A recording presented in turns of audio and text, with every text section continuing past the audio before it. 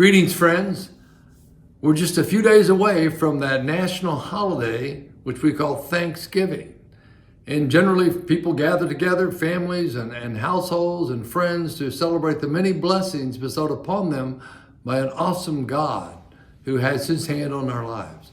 And I was reminded that the first Thanksgiving celebrated in this country was by the Pilgrims in the month of October in 1621.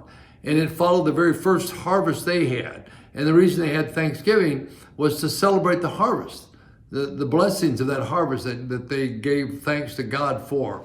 As they gathered together, not only the 53 Pilgrims, but the 90 Native Americans of the, I think it was the Wampanoag tribe. So they gathered together in the colony of Plymouth to celebrate and give thanks to God for the blessings. Now, that's what we're going to do. On Thursday, we'll gather together. Hopefully, you'll be with family and friends to celebrate this great day. It's traditionally done with turkey and stuffing or dressing and a litany of other great and wonderful fattening foods, a pumpkin pie and pecan pie and so on. But as you celebrate, I want you to give thanks to God for the blessings bestowed upon your life, for the family and friends that you have, and for a litany of other things that you are mindful of in this moment as I'm talking to you. I'm going to pray that you have safe travel mercies wherever you're going, that God will put his hand on you. They tell us that Thanksgiving week is the most traveled week in the country, even more than Christmas. So I'm going to pray for travel mercies, that God will give you safe passage to and from wherever you're going, and that you'll have a wonderful day and a joyful, maybe it's not just Thanksgiving, maybe you're going to have the whole weekend. But whatever it is, I'm going to be praying for you to have a wonderful time, and I want you to get back to me. If you want to share your thoughts about your thankfulness to God, about how he's blessed you, hit the comment button on Facebook. You can share, now or after Thanksgiving, what God's doing. Or reach out to me on my website, paulteskiministries.com. I've got that prayer button. I'm receiving prayer requests. I was just mindful of a friend of mine who lost his wife a few weeks ago. And the sadness there. But he reminded me, he said, as long as I'm sad to be separated from my lovely wife, but I know she's in heaven.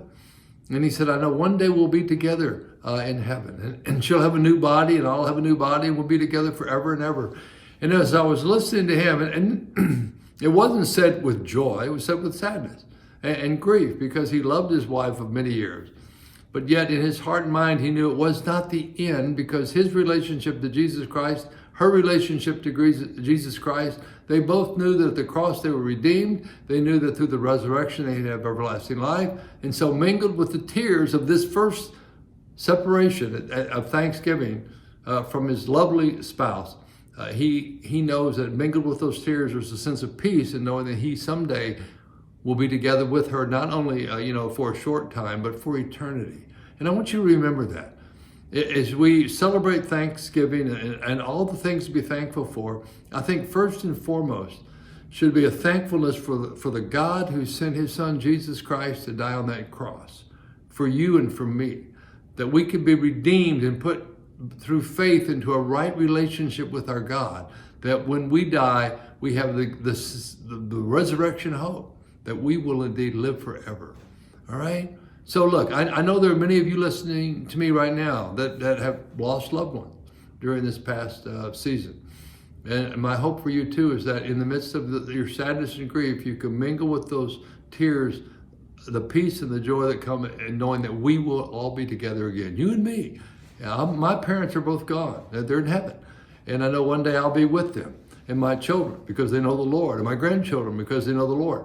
That endless stream of saints going back to 1641, when those pilgrims, none of them are around anymore, we know that, but they that died in the Lord are in heaven and waiting for us. So celebrate Thanksgiving. I hope you have a great and joyful time, and be sure to thank God for the gift of life that comes through his son, crucified and risen, Jesus Christ, my Lord, and hopefully your Lord too. Amen.